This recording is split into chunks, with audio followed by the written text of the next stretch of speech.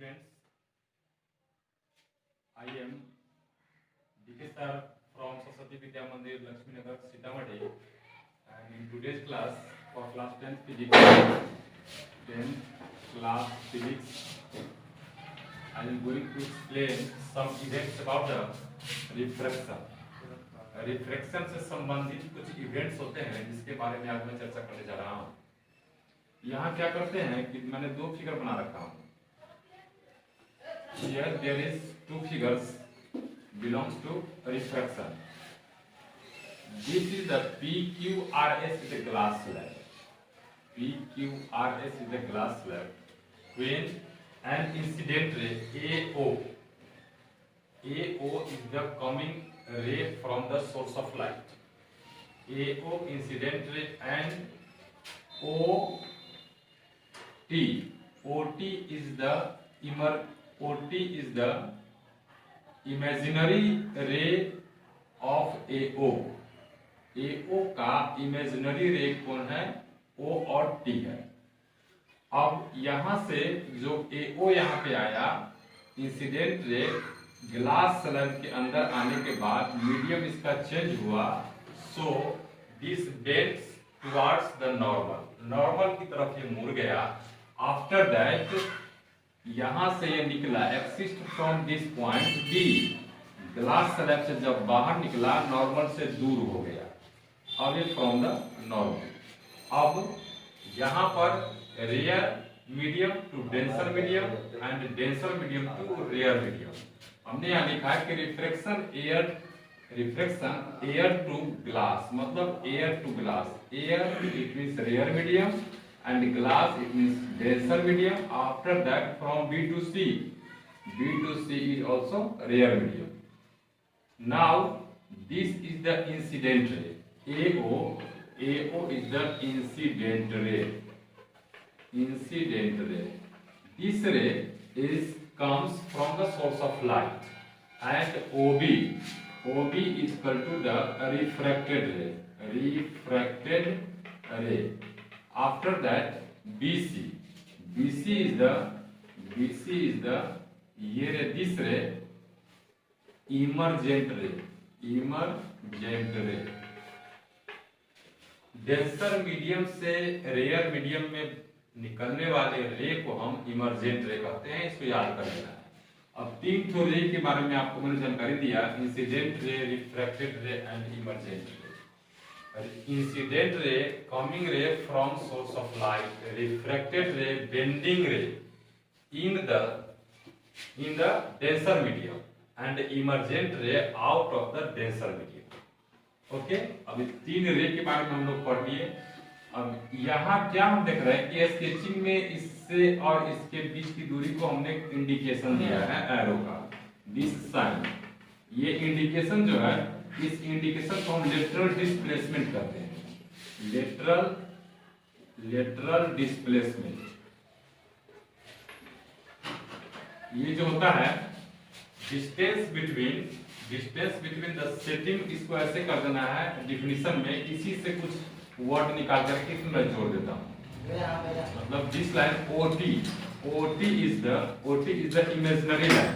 OT को क्या कहेंगे? Imaginary line of incident ray. So OT is the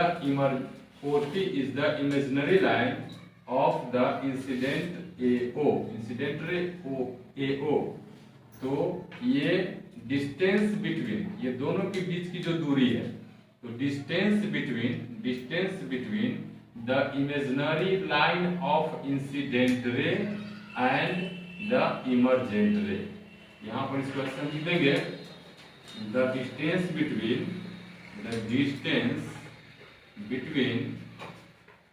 the, इस लाइन को क्या कहा मैंने?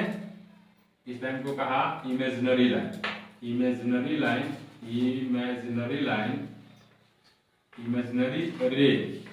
रे of the incident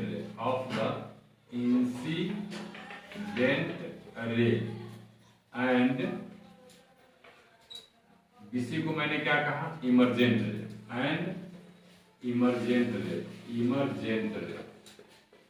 incident ray, ये दोनों के बीच की जो दूरी हो गई दैट इज कॉल्ड द क्या कहा इसको, लेटरल डिस्प्लेसमेंट, लेटरल डिस्प्लेसमेंट। इतना कंप्लीट हो गया। आफ्टर दैट अब यहाँ इसकी बात खत्म हो जाती है। अब यहाँ देखते हैं कि ग्लास स्लैब में हमने कहा कि ऊपर से रेयर मीडियम से कोई अगर इंसिडेंट रहता है तो ग्लास स्लैब में आकर के बेंड कर जाता है, मतलब मुड़ जाता है। बट यहाँ देख रहे हैं यहाँ भी एक ग्लास स्लैब है, ये ग्लास स्लैब है। In the case of figure B, ये हमारा फिगर ए था, है ना। फिगर बी में देखते हैं कि ग्लास स्लैब पर जब इंसिडेंट रे परपेंडिकुलरली आया तो सीधा पास कर गया, ये बेंड नहीं किया इसमें। अब ये बेंड क्यों नहीं किया इसमें, तो all the particles of the light wave, light क्या है, प्रकार का वेव है, तो all the particles of the light wave attack on this point same time, मतलब एक बार में बहुत ज्यादा प्रेशर के साथ इस पर क्या पड़ा कि इंसिडेंट रे पड़ा। इंसिडेंट रे जो पड़ा सो इधर तो घूम नहीं सका, इसमें स्पीड ज्यादा था, बहुत ज्यादा स्पीड था और ये सीधा ऐसे ड्रॉप कर गया। ड्रॉप करने का मतलब हुआ कि ये मुड़ेगा नहीं, है ना। इसके इतना प्रेशर से, इतना स्पीड से ये आएगा रेस कि इसके टोटल जितने भी वेव के पार्टिकल्स होंगे सारे के सारे एक बार इसके अंदर इन करेंगे, और एक बार जब इसके अंदर इन करेंगे तो रास्ता बनाते हुए ये पार कर जाएंगे। This line is the perpendicular when incident ray goes perpendicularly in the denser medium. यहां लिखूंगा कि an incident ray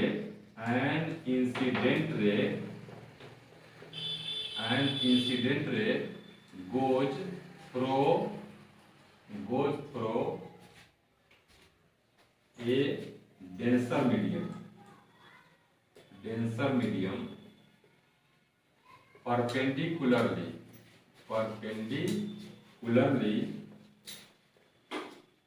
then it does not bend। यह क्या करता है कि बेंड नहीं कर पाता है। परपेंडिकुलरली जब ये पास करेगा ग्लास स्लैब को या किसी भी डेंसर मीडियम को, तो यह बीम ऑफ लाइट को क्या करेगा कि मुड़ा नहीं पाएगा, बेंड नहीं करा पाएगा। इस स्थिति में क्या होती है कि ये 90 डिग्री का एंगल बनाता है। 90 डिग्री का एंगल मतलब परपेंडिकुलरली, जैसे कि यहाँ से 90 डिग्री, यहाँ से 90 डिग्री, तो 90 डिग्री के एंगल को परपेंडिकुलर कहते हैं। परपेंडिकुलरली जब भी पड़ेगा ग्लास स्लैब पर या डेंसर मीडियम पर, यह मुड़ेगा नहीं। यहाँ पर नो रिफ्रैक्शन, हम क्या लिखेंगे, there is no refraction in this event due to the all the wave particles attack on this slab, then it exerts a strong force, a strong pressure at this point, so it cannot bend and pass clearly। ये clearly क्या हो जाता है कि पास कर जाता है इसको, ठीक है। तो इतना बात आप लोग समझ गए, ये दो फिगर की बात। अब तीसरा होता है क्या, इससे कुछ जुड़े हुए इवेंट्स हैं। आप लोग किताब देखिएगा, एनसीईआरटी का बुक, उसमें देखने को मिलेगा, पढ़ने को मिलेगा। जैसे कि मान लेते हैं कि यह एक हमारा टब है, टब में क्या करते हैं कि यहाँ तक पानी भर देते हैं। This is the tub and it's half part filled with the water, then we take a stick or a pencil, a small stick or a pencil। ये पेंसिल को इसमें अगर हम डाल देते हैं, ये पेंसिल को डाल देते हैं तो यह क्या होता है कि इसकी नोक जो है वह थोड़ा सा हमको ऐसे दिखाई पड़ता है, टेढ़ा दिखाई पड़ता है यहाँ से। तो टेढ़ा दिखाई पड़ने का कारण ये हो गया कि यहाँ से यह रेयर टू डेंसर में क्रॉस कर रहा है। तो रेयर से डेंसर में क्रॉस करने का मतलब हुआ कि यहाँ से यह हमको मुड़ा हुआ दिखाई पड़ेगा, नॉर्मल से दूर हट जाएगा। नॉर्मल ये लाइन हमारा हुआ और यहाँ से थोड़ा सा ये दूर हट जाएगा, ठीक ना। अब यहाँ पर क्या हुआ कि यहाँ पर इसको हमने मुड़ा हुआ देखा, तो ये इवेंट हो गया। दूसरा इवेंट है जब पूल में देखते हैं हम, पूल में पूरा नदी में पानी भरा हुआ है, पूल में देखेंगे तो इसका जो एपियर, इसके जो बॉटम पॉइंट का, बॉटम प्लेस का, बॉटम सरफेस का जो अपियरिंग होगा वह क्या होगा कि अपने नियत स्थान से कुछ हमको ऊंचा दिखाई पड़ेगा, यहाँ पे दिखाई पड़ेगा, है ना, due to the cause of reflection. After that twinkling stars at night in the sky. Sky में जो हम देखते हैं आकाश में, तो रात को हमको तारे टिमटिमाते नजर आते हैं due to the cause of reflection. इस प्रकार से बहुत सारे, जैसे कि लेटर होता है, उसको अगर आप पढ़ेंगे हिस्सा लगा करके तो आपको अपीयर्स बोल्डली, है ना, अच्छा बहुत बड़ा बड़ा दिखाई पड़ेगा। All are the events belongs to the reflection. तो एनसीईआरटी की बुक आप लोग पढ़ेंगे और देखेंगे, उसमें रिफ्लेक्शन से संबंधित बहुत सारा कॉज आप लोग को मिलेगा। After that, in the term of refraction, air to glass and glass to air. This topic, in this topic, if you have any problem, then you can call me, contact me and WhatsApp me.